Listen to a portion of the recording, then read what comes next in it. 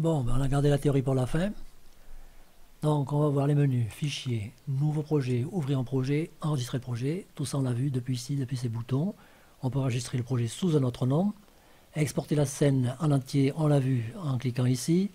On peut exporter uniquement la photo ou le modèle seul. Donc là je vais exporter par exemple le modèle seul. Je clique sur ici, je choisis exporter le modèle. Je clique sur OK, je choisis un nom, par exemple 001.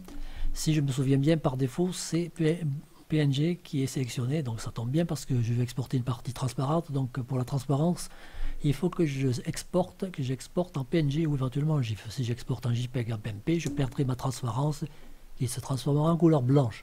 Donc j'y vais 001. Eh ben, apparemment je me suis trompé, donc c'est pas ça.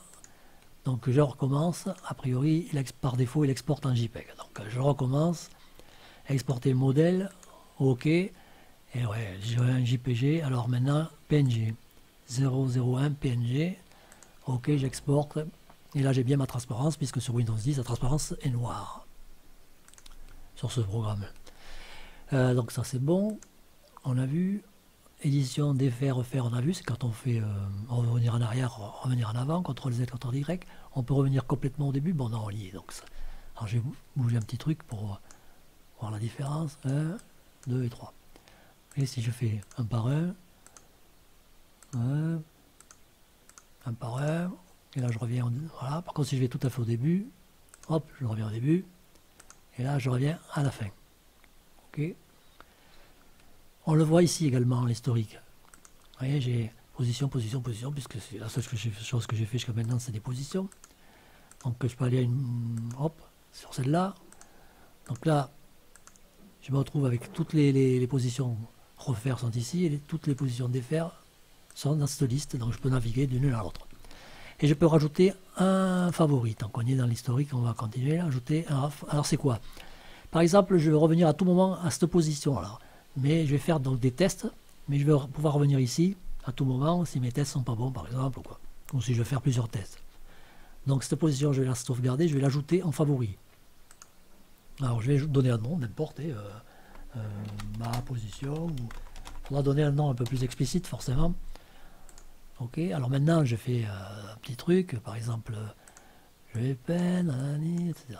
Ok, j'ai fait plusieurs trucs, je vais gommer. Voilà, je suis content. Bon, maintenant je vais revenir où j'étais, bien où j'étais, pas au début, et je vais pas m'amuser à faire plein de CTRL Z pour arriver à atteindre la position que j'étais. Donc je vais aller ici, et je vais aller chercher mon favori, donc c'est celui-là, donc j'y vais, je clique, et hop, je reviens à la position où j'étais. On peut rajouter plusieurs favoris.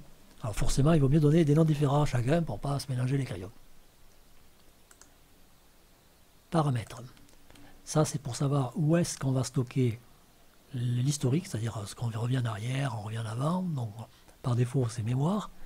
Si votre ordinateur n'est pas très puissant, que vous avez des problèmes de mémoire, il vaut mieux le faire sur les fichiers. Par contre, ça sera un peu plus long, forcément. Maximum, pareil, ça dépend de la puissance de l'ordinateur. Il n'y a pas de maximum disponible. Mais surtout si vous êtes sauvegardé en mémoire, il ne faut pas trop abuser non plus sur le maximum. Libérer de la mémoire, justement, c'est quand si par hasard le programme commence à ramer ou quoi, vous cliquez ici, vous libérez de la mémoire et hop, il a une cure de jouvence. Outils, ça c'est pour créer des modèles avec l'outil. Bon, on peut les créer ici, comme on l'a vu dans les vidéos précédentes, ou alors, depuis cet outil modèle, c'est la même chose, donc on ouvre une photo,